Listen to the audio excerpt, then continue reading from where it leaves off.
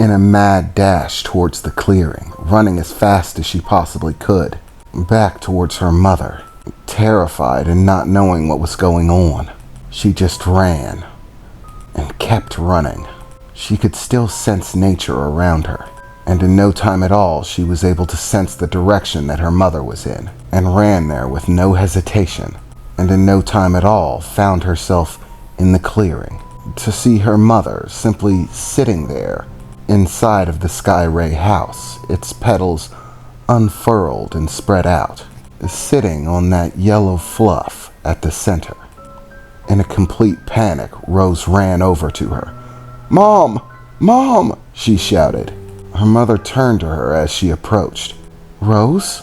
What's wrong?" she replied, as Rose dove into her arms, clutching her tightly. "Mom, something's wrong.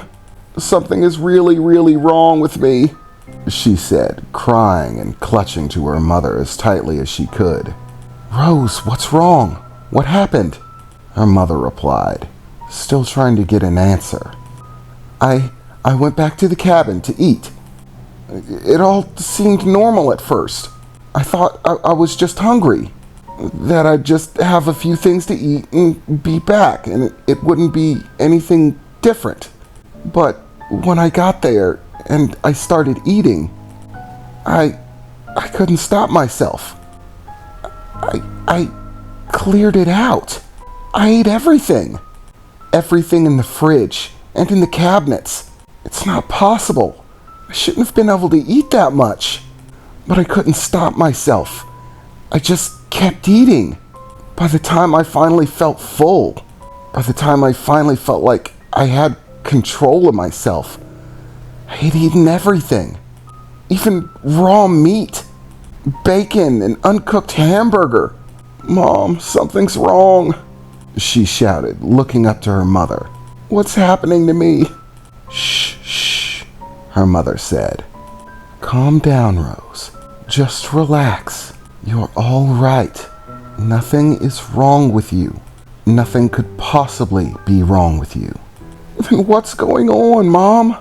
Rose said in a frantic panic. "It's okay. Listen, remember, your father was an okar, a carnivorous plant. The okar are capable of eating astonishing amounts of food, and their appetite is basically endless. If they wanted to, they could eat and never stop eating, without any ill effects whatsoever." "I should have suspected this," her mother said, as she tried to calm Rose down. "Once again, I did a poor job as a mother. I got so caught up teaching you about the Sky Ray that I completely missed teaching you about the okar." Rose finally began to calm down a bit, her heart rate slowing as she caught her breath, still trying to wipe a few tears from her eyes. "What's going on, Mom?" "Rose, we of the Sky Ray are not the only ones who go through a process once we reach maturity. The okar do as well. It is their version of the bloom, but it is much different than ours. It appears both your okar blood and your Sky Ray blood have synchronized. Both the changes for the okar and the changes for the Sky Ray are occurring simultaneously. You're getting both at once. I learned a great deal about the okar from your father before his passing, and he told me of the difficulties that he faced during his emergal. That is what the okar called the ascension into adulthood. According to him, the first sign of the ascension is a massive increase in appetite. Your body begins to develop rapidly, and as such needs a great deal of increased nutrition, and thus your body begins to crave it.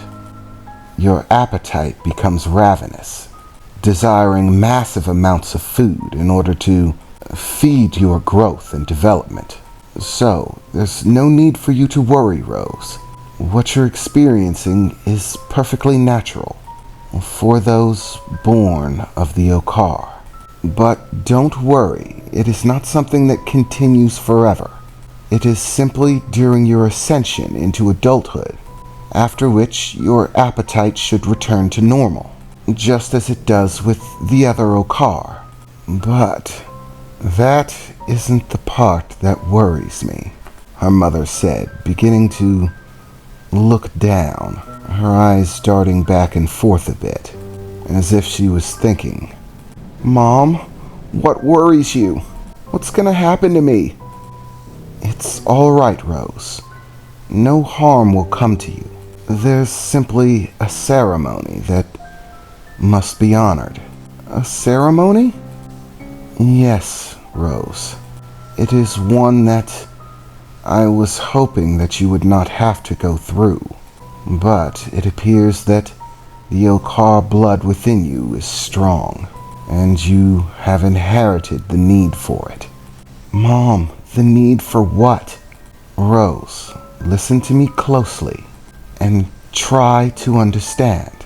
The Okar are, in all essence, a warrior race, a race of predatory beings, the desire to hunt built into their very blood. And so too, soon enough, you will have to hunt." "What?" Rose replied, looking at her mother in terror. "What do you mean, hunt?" "I mean exactly that, Rose. During the ascension, your emergence into adulthood, it is highly probable that you will enter what the Okar refer to as the hunter's will. At some point during your bloom, or emergence as the Okar call their passageway into adulthood, you will most likely be overcome with an insatiable desire to hunt, to find prey, and to devour it." "What?" "I told you, the Okar are the balance to us Sky Ray, our counterbalance in nature. Just as we of the Sky Ray exist to produce life, the Okar exist as the counterbalance. They exist to take it, Rose, to hunt and kill and devour that which they hunt. During the Okar emergence, you will, in essence, become a being of pure instinct and without guidance from anyone. In fact, no one could give you guidance if they wanted. Your instincts will take control, and you will rush off in order to find prey, to feed your hunger. The ability to hunt is ingrained within the Okar. It is not something that needs to be taught. It is simply a part of your nature. You will do it, and you will do it well, and you will only return to yourself once the desire to hunt has been fulfilled, once your appetite has been sated. Only then will you return to yourself." "Mom, I don't want to hunt," Rose shouted. "I don't want to kill anything. You know that's not who I am." "Rose, I'm afraid it is," she said, looking to her daughter kindly. "I mean, what do you think it means when you eat bacon, or ham, or turkey? Do you think that the pig simply gives some portion of bacon to the farmer and continues living its happy life, oinking around and whatnot? No, Rose. The farmer kills the pig and takes from it the meat that they desire. Such is the nature of all predatory animals and predatory beings in general. The Okar, in that respect, are not much different from human beings. In order to survive, they must feed. They must hunt the animals of the land and consume them, just as human beings do. It is simply part of your growth. And though this does scare me somewhat, as it is not something that I am accustomed to.